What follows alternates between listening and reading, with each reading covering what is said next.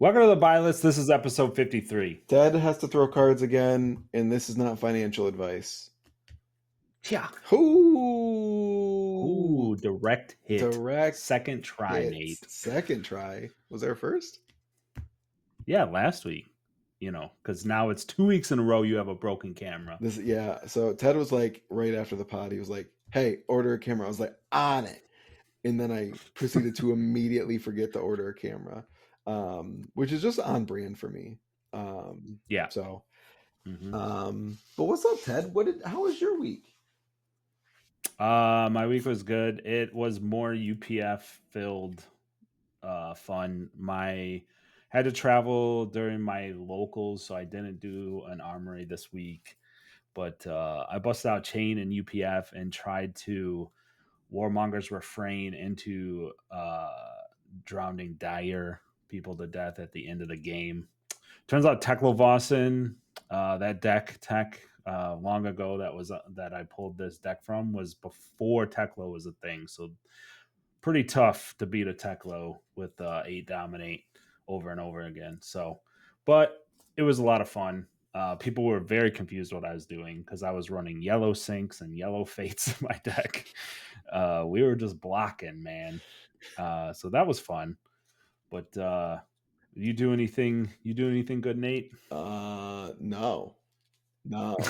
I've been reorganizing my collection, so I had everything done by set, which I realize now was a poor life decision. So like we crack our set, and then I just like basically like sort it like card 1 to whatever the set number was.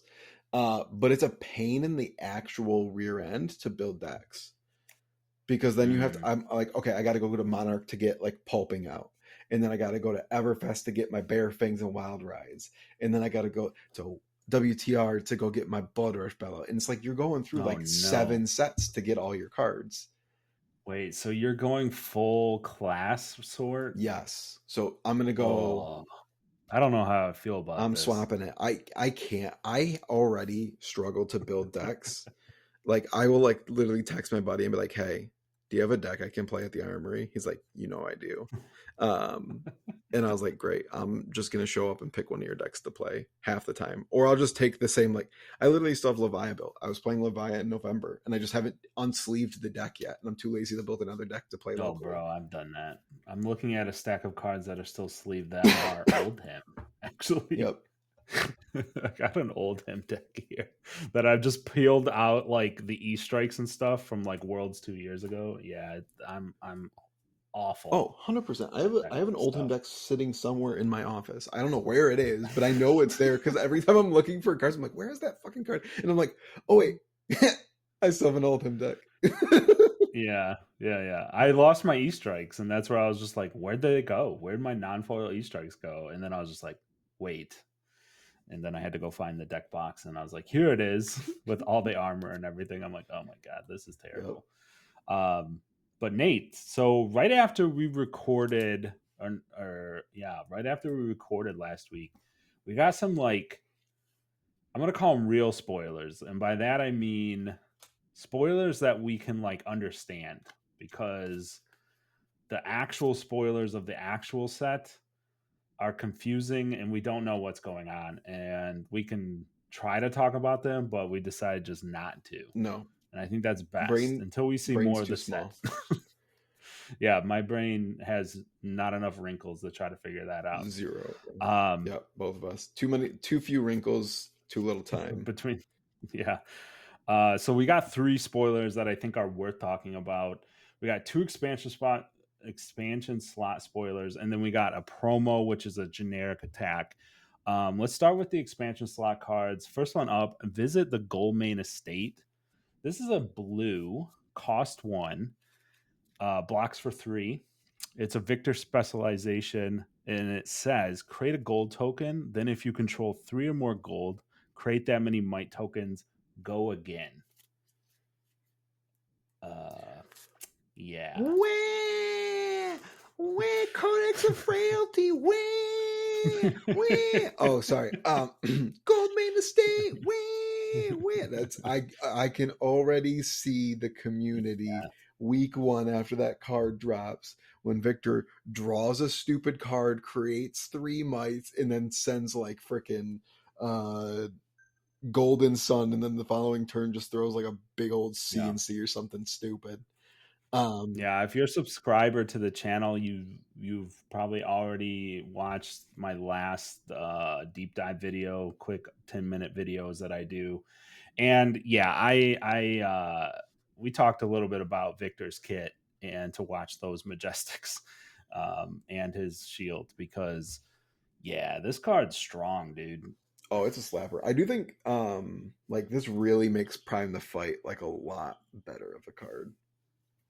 Oh, yeah. It just Prime the Yup. Prime the Fight is like a very so one of the reasons I didn't play Dorinthia at Pro Tour was because we started testing into this like really greedy Victor deck. But it was running Prime the Fight because Prime the Fight's just like a very naturally greedy card. And our deck just didn't have Yeah. any cards that had attack power in it. So every trounce basically just turned into a 2-card 11. And it was just like nothing beats this. Um, Yeah. so like the more that the deck can like regularly just like have 2-card 11s, turns out probably pretty Yeah. good. Yeah, so when this card dropped, I was just like, yeah, okay, you get a gold off of this, you draw a card, but then to get like max value, you have to have 3 gold, right? So, and then it like hit me that the shield is a gold, and I was like, oh, it is not hard to just have a gold with Victor, and then you're like off to the races. Like you get the 3 right off the bat. If you start Crown It's of like, Dominion, you okay. literally play this card and then immediately have like you can go turn 0, play, create a might token, create 3 might tokens, gold, draw a card. Oh, look at I drew a second one. All right, create 4 might tokens, draw a card. And it's just like the person Yeah, sitting across from you is like, did this brother just play this is Cast Bones? this is gonna hurt some people. Like this is gonna reach out and touch some people, and they're gonna be real mad about it. Yep. Like week 2 or 3 after Mistveil drops, this is gonna cause some rumblings. I think. Oh yeah, if you thought freaking Codex of Frailty got people's panties in a bunch, wait until um Yeah, Codex of Frailty all of a sudden drew a card and then threw a Spinal Crush. Like they ain't gonna be too yeah, happy. yeah. So yeah, I would suggest going looking at my last deep dive video and then also just keeping an eye on Victor because I think this will make him. He's already like on the cusp. I expect him to win like a decent amount of Pro Quest this season. Like I think he'll do all right. I don't think he'll be like the most winning deck or anything like that, but like I think he's He's, he's showing he's up. already strong and he's But getting he's this is basically this his like Tome of Imperial Flame, like Yeah, this will cement him as a meta Meta deck, Slapper. like 100%. Oh shut up. Okay, so let's jump on to let's talk about the next one here. So this is Visit the Golden Anvil. It's a blue, cost 0. It's Olympia specialization, and it's that fabled gold payoff that we were told about right after Heavy Hitters came Yep. out. And it says it blocks for 3, but then the texts say as an additional cost to play this, destroy X gold you control. Equip X weapons and or equipment from your inventory. So this card is like a lot harder to like just evaluate kind of on its face, but Yeah. as a whole, still like I think it's a very powerful card. It's just not like face up like you read it and it's like, damn girl. Like Yeah. it's like, okay, that seems good. Hmm. Brain too small, but seems good. Like, where I think this card will be like really powerful is like you can now run 3 prized Galeas. And basically each Yeah. prize the first prize Galea buys the next 2 prized Galeas. Uh, That's pretty cool. Yeah. and then if you have like a strong enough and like linear enough, like aggressive like 60, you can just load up with like you run the Iron Song bracers. What is it? Iron Song versus? Yeah. Versus. Yeah. So that blows up Jesus, and you dude. buy You threw me for a Yeah. loop. I was like, "What are you on? You on drugs?" um, like Yeah, you run versus, which is breaks, and then yeah, you throw on Brave Forge throw in Brave bracers, Forge which is battle bracers. Yep. one. And then you can do the chest piece for you can do like Courage of Bladehold. So you get basically like Yeah. you can just, if you have an agility token, swing your two swords for free that turn. Hmm. And then you can run like refraction bolters, and then you can swap into dynamos, and you can swap the chests and the grains, and you can also Yeah. run pairing blades, which block and explode. And then you can put um, you can equip your weapons, so you can equip sabers Yeah. or hatchets or whatever. Yeah. The arm slot is like one of the more interesting ones, right? To me, it's like, oh man, that's kind of nice. You can get a little extra armor, and then parry blade, I think too, is like kind of the fun. Like, I don't know if it's gonna work. Like you said, this one's hard to like. Some warrior dudes are gonna have to like figure this out and figure out how much sideboard slots they have and stuff. But I think parry blade is very interesting, right? So you can just like keep parrying throughout the Yep. game, like three times, Yep. and then like that becomes six.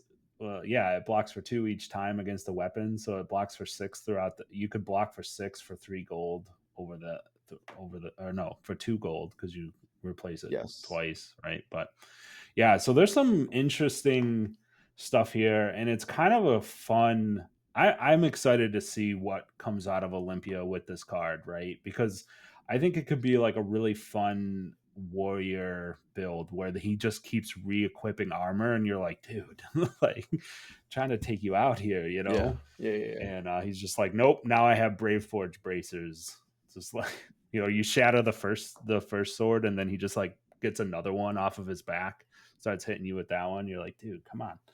Yeah, definitely be interesting. I think yeah, Warrior Bros are gonna have to figure that one out and show us the way on it, because it's not like abundantly clear Hmm. right from the surface. But that's definitely one that like it's also gonna be one of those cards that all of a sudden it's like, oh, and that card's broken, and people are just gonna like scoop it up like crazy.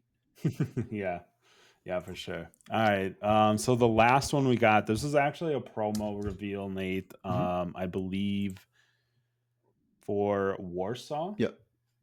Maybe not, but yeah, I think it was Battlehard and Warsaw. So this one is a generic attack. It's called Battlefront Bastion. It comes in a cycle, Hmm. and it says when this, it's a three. The red is a 3 cost. Well, they're all 3 cost, but red is 3 cost 7 attack power. So your typical 3 for 7. Hmm. It blocks for 2, but the text says when this defends alone, prevent the next 1 damage that you would be dealt this turn, Yes. which is kind of a cool effect. It doesn't like you have to sit down and think about it for a second, and you're like, oh, that's kind of fun, right? It's a neat way of shaking things up a bit. Yeah.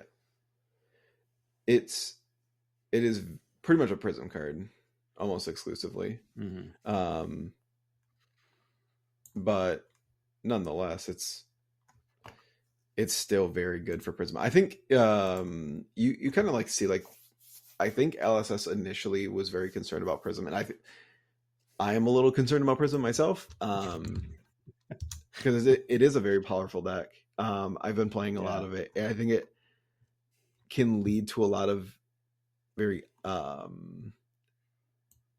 unenjoyable play experiences.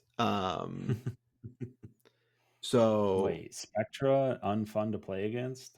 yeah, I know, right? It's the where's my shocked Who would Pikachu have face? thought? Yeah.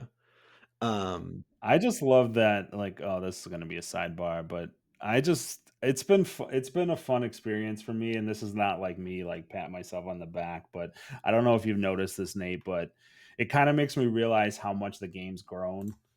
Is that there's like a lot of people, even like locally and then on the internet and stuff, that are just like, well, yeah, but you're a Room Blade player. Just activate creepers and move on with your life. And I'm like,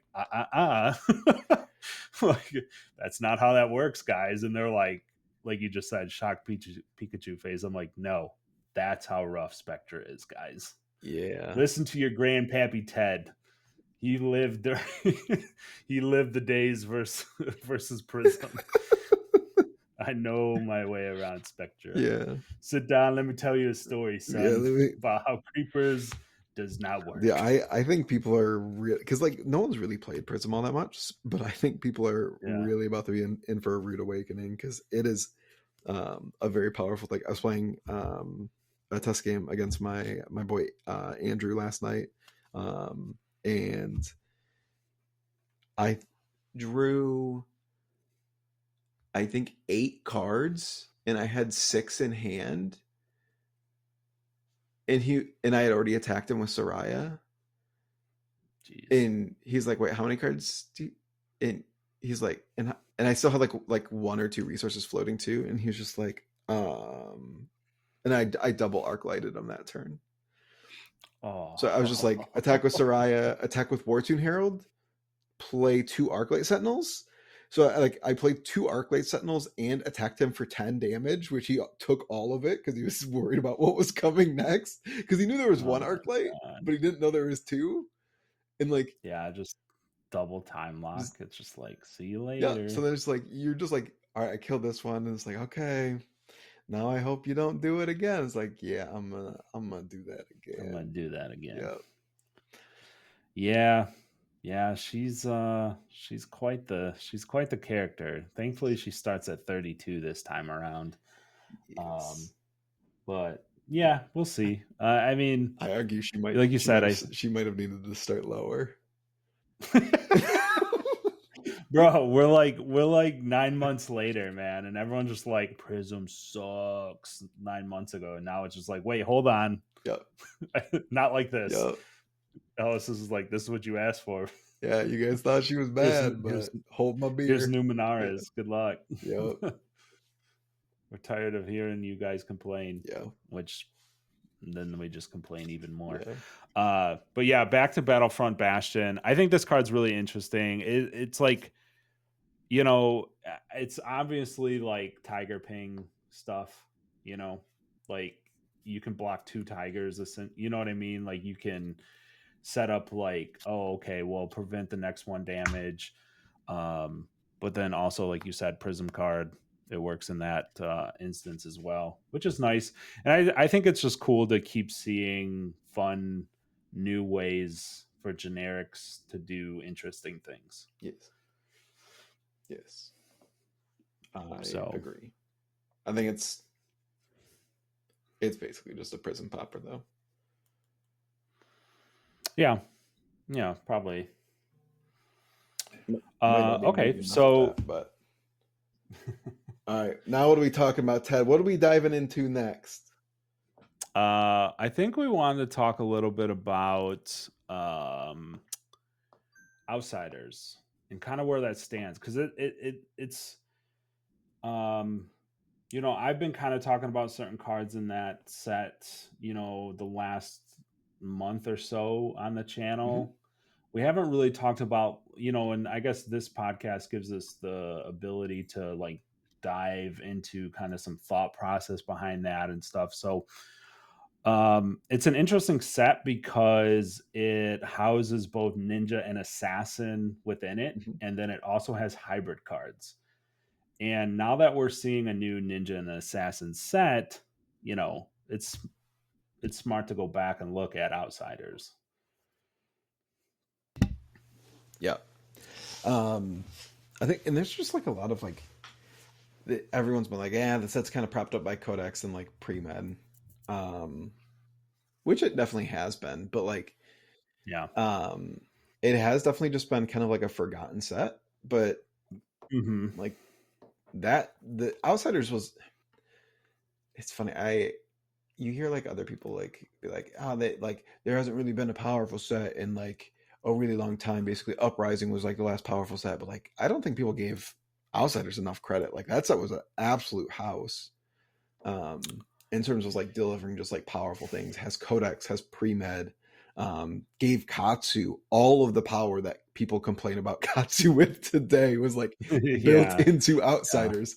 Um, It's true. Yeah. so like because the set's just kind of been forgotten and because the value in the set has been like solely tied to one card for so long, no one's really opened it because it's way too much of a gamble. So Yeah.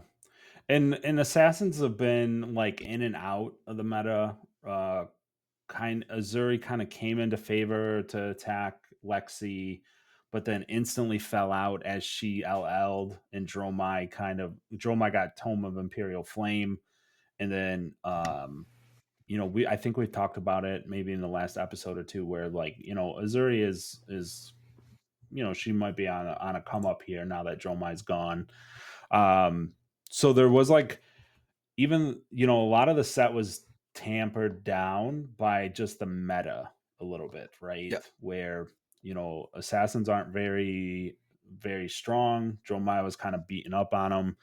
Now we kind of see kind of a twofold thing, a twofold event happening where Dromai, one of the worst Azuri matches, leaving, and a new assassin coming to the group. So that's pushing some things around. I think we were pre-show. We were talking, like you said, the codexes. Even Codex of Blood Rot, right? That card has recently seen some movement, yeah, and yeah. yeah, I mean, it's it's a pretty good Yuzuri card. So like if you expect new to be able to use it, like it's a it's just it's a good card in and of itself. Like it gets yeah, you roughly 5 value if you consider the ponder at 3 and the blood rot at 2. Um, it's like it's a relatively strong card. It's just nice to be like a lot of people playing into Yuzuri specifically will just like forego arsenaling and just try to like play efficient hands to like turn off 6 of their disruption effects. And hmm Codex of Blood Rat just says like, hey, no, how about you put something in there and I'll make you do it. Um, yeah, so it's a pretty good card. And I think like looking at the marvels of all of those, mm. um, I remember our Outsiders break. That was our first break that we did. yeah, yeah, We did 100 boxes. We pulled 2 codexes. And yeah, most people and like the prevailing wisdom was like, it's 50 to 60 boxes to hit one. yeah, Um, so like these cards are insanely rare and didn't really. I always thought they didn't really get the respect they deserved for being like one absolutely stunning pieces of art. Um, which it's still yeah. I sorry. Go ahead. It's weird to me. We've talked about this like offline a bit. I don't know if we've ever brought it onto the show, but I just like it was a very rare thing to see him at events, which I found very curious because I like the look to them, but I can also see why like maybe people weren't super high on them. Like it seemed positive when it came out, and I think they're cool and they'll age well. Yeah, But they just didn't seem like the play like the maybe you know what? Maybe it was like everyone that was playing Lexi was just like, "Yeah, we're here for a short time, not we're here for a good time, not a long time." Like everyone kind of knew that it's just like, "Yeah, this deck is definitely getting banned or LL'd instant, in a very short period of time." So maybe that hurt like the collectability and like because I think we've talked about this before, where Fab is very much a I'm this player. Like I try to, room blades are my thing, right? It's just like, but a lot of the a lot of the players are like that. And I think it missed the mark a bit because everyone knew Lexi was kind of just this like flash in the pan deck. I don't know if it was like so much like kind of like. I mean, she was around for a long time. And she She had was, but and she like had no LL also, points before she got good. I don't think people. I like yeah. me like I That's why she was around for a long time, is because she was at like 50 and like literally speed run to 1,000. I mean, she was the best deck from Baltimore basically Baltimore to PQ to season uh, before Worlds, so like September. So she was the best deck for mhm. 6 months. She was Yeah. just like oppressively the best deck. Yeah. And like, so I think there's probably like some merit to that argument, but I I wonder if it just comes down to like um the player like the class themselves. Like, I don't know, Ranger doesn't seem like a very flashy class that like bling, like. Yeah.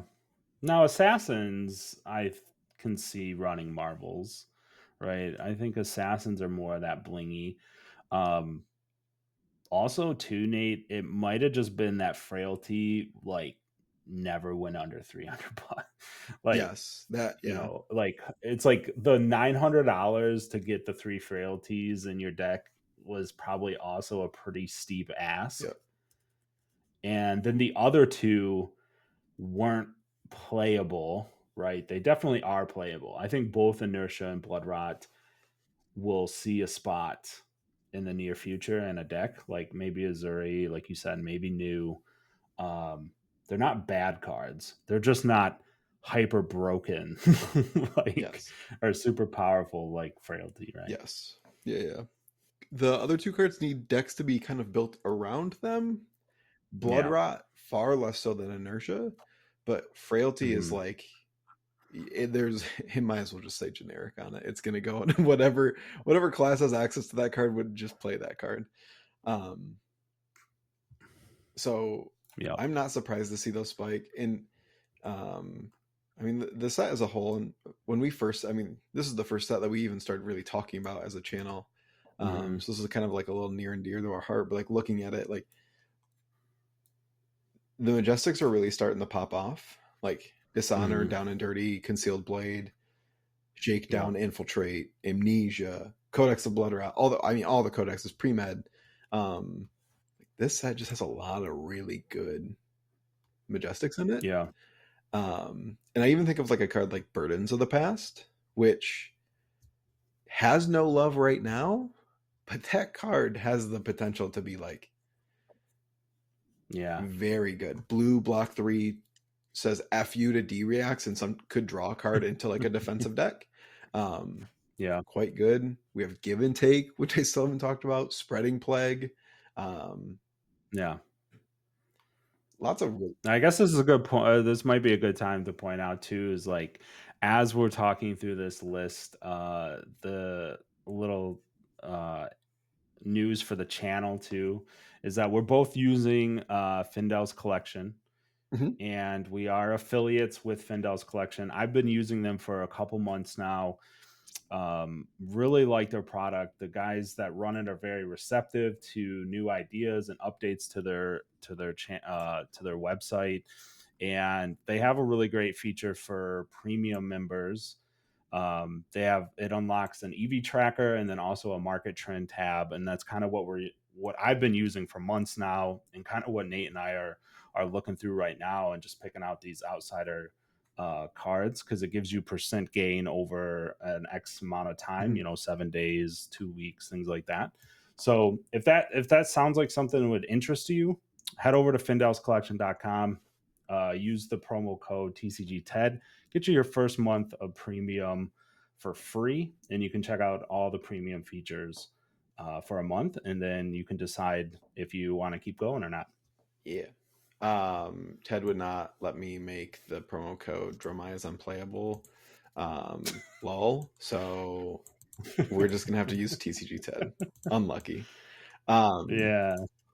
but like, look, I mean, if you using Fendel's collection, shout out to them. Like if you look at the expected value of Outsiders, it's gone up $40 over the past month. Hmm. But most of that is off the back of all those Majestics that I just said. All of those are pretty much over $5 besides Burden of the Past. Um, Yeah. and then like a lot of those cards are like over 10 now. So like Dishonor's 15, Concealed Blades 11, Down and Hmm. Dirty's 16. Like the issue with this set is actually just something that we harped on as a channel for a long time. The legendaries are doo-doo burgers. Yeah. Yeah, it It, was kind of a dud the dud era of L's in Fab, really, to be honest. So it makes it a pretty tough open. Um, and like as much there is like I think we're getting to a point where the Majestics are starting to push that EV up. Yep. But for a long time there was some, and we can't forget either, Nate, is that this was like a experimental set. I believe what were you at? You were at like 4 or 5 Majestics a box. So yeah, this is the Um, first set that they converted the pull rates from like six non-foil Majestics per box to like four. So the yeah, 4 was like more common. four was because I mean we went from like Dynasty and Uprising that were like roughly six per box for non-foil Majestics, and then this one was four. Yeah. It was four every single box, sometimes five and sometimes three, but pretty. Mhm. It was pretty on track to always be four. Um, but they, I think they tried to listen to the community that was um maybe oh this is what I'll rant about. We're doing You gotta hold hold the rant. let's All wrap, right. yeah, let's wrap this topic up. But I Yeah. think I think what you're trying to say is, or what we're trying to get at here is that unfortunately, with the L's being kind of just being on a rough spot still, right? You have Redback Shroud, which is just like not played. Trench is like sure Riptide uses it, but it's pretty situational. Um, yeah, you're gonna have to help me because I can't even think of the. Oh, I mean, like Flick Knives again is like situational, but pretty decent, right? Maybe that's more of the like one of the more solid ones in that set, Flick and Knives is the best one. Then we have and Van we Brace. yeah, Fanbrace just is like a tech piece that doesn't really need is just really not used right now, right? It will be in the future at some point, but it's just not. I don't know that it'll be. It So kind of sucks. yeah, opening this set is like you just can't do it. Or like it's just a hard open right now. And now all these good cards in here, and then heaven forbid if like new or Zen is just like, yeah, you play this card 3 of, you know, any Majestic in the set, that's going through the moon. Because it's just there's light inventory all over the place when you look on TCG Player for Outsiders. Well, the other issue was that they increased the legendary pull rate, and the other legendary was Quiver of Abysmal Depths. Um, Oh yeah, that thing. so they increased the pull rate on legendaries, and only had five legendaries. So it was very common to have like two legendaries per case, sometimes three, Yeah. and there was only five of them, and they all are not good. So like, yeah, you look at like Yeah, it was. now it's like you're getting one legendary per case. Sometimes you get skunked. It's rare, but sometimes you get skunked on it. Yeah. But there's like six of them, and they're all very powerful. So, um, Yeah. Thank you, heavy hitters, for coming full just being circle. an absolute slapstick. Yeah, dude, it's so good. Yes. Um, but yeah, so I mean, I think it's fun to do a retrospective on an old set, right? Especially as we're coming into these classes being released in the next set. Um, yeah, take a look. If you're looking for some cards, just keep an eye on it, right? We do see outsiders moving, right? Hmm. So It's definitely been it's moving just up. worth That's for worth sure. noting, right? For sure. Yeah. So, uh, Are we gonna get into the new segment now, can Nate? we? Yeah. Well, can we go? Can we go back to the Dromai being unplayable thing? Um, Yes. Great. So Dromai officially unplayable. I was always right. Um, I'll put my Uh, Venmo in the description so you guys can tits. Venmo me money for being so smart and being correct. Oh my god. Because Dromai's unplayable. You're welcome. I told you guys all along. You guys didn't listen, but here we are now. Um, It's just. Get him on those semantics, you know? Got him. And as I do that, I'm like shuffling through my dragons as I'm talking about this, just all the dead dragons that I'll never see play again. Um, Until they do see play until they again. do see play again. That's right. So, I was. Did you link it in the chat that we're in? It was like right after Dromai won and LL basically. Um, Yeah. LSS basically posted an article stating like Dromai is like very integral to the greater Wraith story, and that she will be back Yeah. very soon. Yeah. James White also mentioned it in the panel that he did with Brian Gottlieb at PT that expect to see her. She's not gone. She'll be back. So I think they're very keenly aware of um, what's this kind of doing to people's collection right now. Mm-hmm. I think it's like we talked last week about the armory decks. I think it.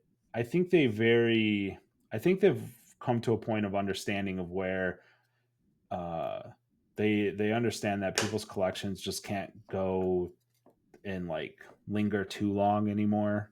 I think they probably hear a lot of complaints about that, especially when they bling out like a hero like Dromai. So I think the dragons will be back. We kind of looked through them. I don't know if we have to belabor this point too much, but we looked through the prices. Oh boy, they've definitely come down. A lot of the dragons are sitting, just above $10 each Yeah. right Yep. now. And yeah, I think if those go under 10, that's like it'll be hard for me not to pick up like a play set, right? I own one of Yep. each. And if they're like $8 a piece, Nate, I think I'm just buying two of every, like two more of each one, and then just being like, I'll put this away for a rainy day. Yeah. Yep. And one of the things that like I want to do um, soon here is like kind of do like a retrospective on just like the path of Dromai in her LL status. Mm-hmm. And what that kind of did to these, because I do expect like Dromai will be back, and Yeah, as soon as they announce that, cleared yeah, TCG player, I think it might crash the site. Like their site might explode because people will yeah, immediately try to go get all their Marvel dragons back. But like yeah, I remember um Guy Cohen, famous Dromai player, never actually spoken to him. But I was I was talking to Hamel and Raj. Shout out Raj. I'm sure he does not listen at all. But I was talking to Raj and Hamel, and all of a sudden Guy comes up and he's like, Hamel, do you want to buy Marvel Dragons after Dromai One Pro Tour? He's like, I don't need these anymore. You want to buy them? $300, they're oh yours. no, I mean, like he's yeah, probably off to bling his Yuzuri deck because I know he also yeah, plays Yuzuri. So like these players that like their bling bling, like they can't they yeah, can't have $1,000 tied up in a bunch of cards that are only and dragons, yeah, playable in an LL hero now. So, um, but as soon as that news comes out, I'm sure Gee's gonna be like, "Hey, Mel, can I get that back?" I need to buy those. Can I buy those back? Yeah, And he'll be like, "Yup." yup. Yeah, So, you definitely can. yeah, I Yeah, think everyone just should like kind of keep an eye on expect. that opportunity. I think it's a kind of maybe the first time this has happened where we see like Marvels in a large set of Marvels like kind of go into LL status and then possibly coming not right Yeah, back but possibly coming back very quickly. So keep an eye. It's a good opportunity if you can take advantage of it, I think. 100%. Mhm. All right, Nate. So now New segment. new segment New for segment. all we got to stay on brand. It's for all the people that made it to 40 minutes. Which is It's just Brian and probably his dog and maybe his washing machine. Um, And I Brian, hope Brian we're listens to this part because he will laugh hysterically at the washing machine joke, and no one else knows what's happening. Um, so, all right, this is the segment welcome to Nate Rants. Nate Rants. All right, everyone needs to quit their bitching about cards being expensive. It doesn't matter. Like the Outsiders is like the perfect example of like legendaries were expensive. Everyone complained about legendaries being expensive, and then legendaries got so cheap, and then they complained about Codex of Frailty, and then they complained about Warmonger's recital, and then we got Bright Lights, and no one complained. No one said No one anything. said anything, but they complained about the set being bad. Yeah. LSS make expensive cards, and people will stop complaining about sets being bad because the cards will be so good. And I think they are definitely in that direction, right? Like Heavy Yeah. Hitters was a banger. And I don't think I've heard a single person complain about anything yet. Balance of Justice is about to get out of control though, and people will start complaining. Yeah, I've started to hear those And rumbles. guess what? This is not a healthy market. I was told. Oh I my was like, gosh. what? This is the problem with these people, Ted. Okay. Let's look across our borders. We look at Lorcana, where the price of a set that was released basically 9 months ago is back to $300 for like the fourth time. Yeah. Cards are expensive, and you know what? All those people are just happy to be playing their little game with their Mickey Mouses, attacking the Peter Pans and the Tinkerbell, throwing pixie dust on their goofies. All right, and then we look to our left and we see Star Wars Unlimited. I have no scars from what FFG has done to me in the past. But Nate, you are playing with fire here, dude, bro. I might have, listen, these people haven't been I have hurt to yet. bite my They're tongue. about to get hurt. Prices of that set that game just released. Prices are already over $200 a box. I Yeah. got news for y'all. FFG doesn't know a broomstick from an asshole. You know what? Yeah. Because they're gonna fuck it up. So here's what James White, I yes. trust. Here's what's gonna FFG, happen. not so much. This is why they call me the Oracle. Here's what's gonna happen. Boxes are Oh boy. $200. They're gonna say, "Oh man, all right, hurry, quick, print a little bit more." They're gonna like trickle more out. Set two, there's not gonna be enough product again, and it might go up to $200. But then it'll continuously restock, and then set three will come along, and they will print so many boxes that children will be wearing them for shoes.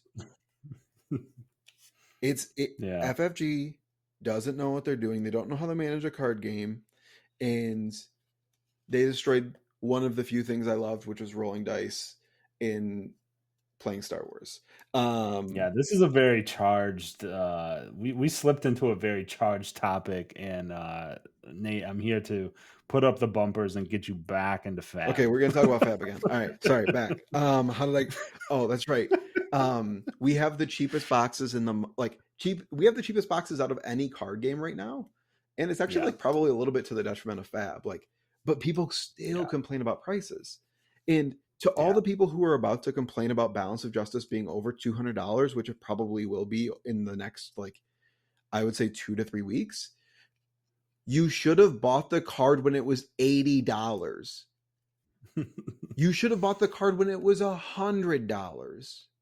You probably should Yeah. have bought the card when it was $120. But you have to take a step back and know that not everything is going to be free and cheap, and you have to look at it rationally. I was looking at the inventory. That's what this whole channel's built on. Yes, We try to I did not yeah. sell any of my Balances of Justice from our initial box opening because $80 was too cheap for a powerful generic headpiece, and I was just watching the listings every week and seeing, okay, where's the movement going? Is this moving down or is this moving up? It was staying flat. Dude, I think people just saw the reprint of well, I don't want to like blame people here, but I think Oh, it was blame them, like Ted. the crown Blame them, the Teddy. crown of providence. I think crown of providence reprint being like the very previous no, or just like we saw these reprints, right? We saw a tunic reprint, we saw a crown of providence reprint, and those being like the best in that what you kind of de facto need to play fab, right? Yep. Those sat at like 80. The reprints, the third reprint of Tunic. Let's remind people that it was the third reprint of Tunic, and it was the second reprint in 1 year of Crown of Providence, Yep. and it sat at $80. And then people, I keep saying that, but like then the players were You just like, well, people. then balance must be $80 too because Crown of Providence is $80. No, y'all messed up. Like it's not reprinted. This is the first time it's printed. So you can't complain when it goes to 150 Nope. because that's what happens to good legendary generic cards. Yes. You have to. I mean, that's what I'm speculating here a bit, but like it just kind of hit me. I was like, wait, why was it $80? And I'm like, oh, because the Tunic was $80. Because Crown of Providence was $80. It's like, well, you're comparing apples to oranges, Yep. and now people are getting a little salty about it. And it's like, well, sorry, you can't be salty about it. Nope. Price Nate memory. and I were here beating that drum, being like, buy this card. You know what I did, Nate? I bought my cold foil Crown of Providence as soon as I could. Yeah. Like I was like, I'm getting the cold foil because I like a little bit of bling, and this card is going to be hyper rare because you told me on this channel while we sat here, just like we are right now, that you're like, dude, I think cold foils are really hard to pull in this set. And I was like, yo, give me a Crown of Providence. Now that card's $300. Yep. Literally doubled my money at the moment. Yep. Yep. Yeah. Oh man, this became Ted Ted rants real rants. quick. Nate rants. Everybody rants. Who else wants to rant? Oh, we should have a call-in section where someone gets to call in and rant. But and I want to go back to something you said really quickly, and I think it might put a bow on this for both of us. Is that you mentioned you're like it might be to the detriment of Fab that we have the cheapest boxes, and like that sounds kind of that sounds wrong, right? Because you're like, well, if it's cheap, then you'll get more players. It's if it's easier barrier to entry, and then that's why an expensive legendary is bad because it's cheap boxes but expensive cards, and it's like, no, Star Wars or like not even to name names, other card games are popular because people are excited to open them. And yes, they might be expensive. You might be talking about double MSRP, which is like, ugh, that hurts. But if you have a cool, fun thing to open that you get value back, and it's like, always hitting that dopamine hit, when you're opening cards, which I think Mistveil is gonna, it's gonna be nice. But that is what we're talking about. If you have hype around your boxes because there's cool and fun and expensive cards inside of them, that grows the game too. 100. I mean, like in all Maybe in the best way, reality, right? like if you look at like the most growth in Fab, it was the Monarch era. That was the fastest. Like Monarch and Tails was the Yeah, fastest the game yeah, that's ever kind of growed. crazy to think, but you're right. Grew. Geez, I ranted so long. I Gucci actually late. had a brain injury. Freaking. But it was because like, wait, why is that game so expensive? Yeah, there's a little bit of that going And on, like, right? You want some of yeah, that. and like One Piece is the same way. Like One Piece has like crazy expensive things, and money catches eyeballs. At the end of the day, like I probably don't play Flesh and Blood if Monarch doesn't pump. Yeah. Like the only reason I like got back into Flesh and Blood was because my buddy was like, "Hey, did you ever buy any like of that stuff during COVID?" And I was like, "Yeah, about a couple bucks of Arcane Rising." He's like, "Dude, do you know how much like those cards are worth now?" I was like, "No clue." And Yeah. it was like, "Oh." My cold foils are worth $150. What? I paid Yeah. $62 for those boxes. Hmm. And then Also, Nate, fun fact. Why do both of us know the price of Lorcana boxes and Star Wars Unlimited boxes? because every Like legit, I only play Fab, yep, right? But why do I know that? Why do you know that? It's because we hear about it and we're like, "Oh shit. like What's yeah, happening?" what's happening over there? We're like our Yeah. eyeballs are there because that's what people are talking about at game stores. They're like, "Oh man, that's so crazy expensive." And the thing is, those prices aren't there because people aren't paying it. People are paying those prices. Yeah. So like Mhm. I don't think there's like Lorcana players or like Star Wars Unlimited players who are like, "What was that? What's that part the Mistveil thing?" It's like, Yeah. I mean, you see big stores. I'm not gonna name names, but you see big stores already trying to like basically like sell at map and give like discounts on top of it. And it's like, Yeah. Well, and like the mechanics of what we're talking about right now is so a store looks at XTCG, right? And they say, I can sell this box for uh, $50 over MSRP. Or I can buy some fab, which I can sell at like $10 over MSR or not even MSRP, at right? their And over so their it's like, cost, yeah.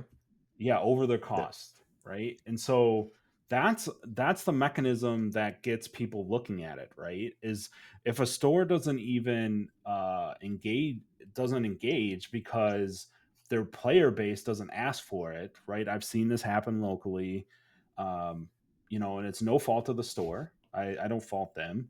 But if no one's asking for it, they'll just be like, we'll put our money somewhere else. We'll put our money in Star Wars Unlimited. We'll put it in TG Fallout because we're going to make money there. And then that gives them a reason to push those products. So we got to be careful about this is too expensive stuff a little bit, right? Guess what? And the people who are crying that legendaries are too expensive, I bet they still won't pay $8 for a redback shroud. Yeah, gee, I wonder why, Nate. They ain't paying no $7 for a trench of sunken treasure. And they most certainly ain't gonna pay $60 for an Apex Bonebreaker. So Yeah. like why cater to them? They ain't spending it's like Yeah. it's so I work in banking. And it's like if someone like walked into the bank and was like complaining about everything in the bank and it's like, "Sir, do you even bank here?" "Nah, I bank somewhere else." And it's like, Yeah, yeah. "Oh, It's okay. like, come So on, man. What are we doing here? why are we catering to you? Why are we trying to like make you Yeah. happy?"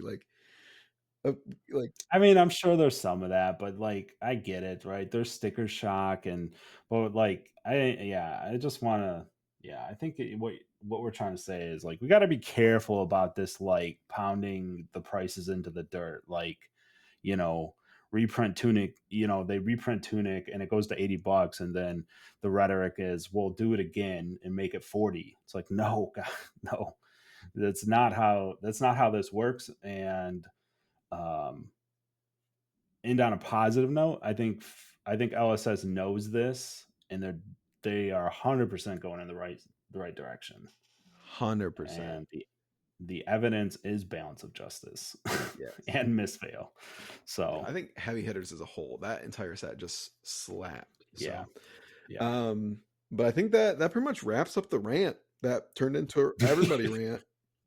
Yeah, yeah. I was gonna just let you have the floor, but you got something flowing. You got my brain juices flowing a bit. I So, went for the heartstrings when I started talking about Destiny. I'm sorry, Ted.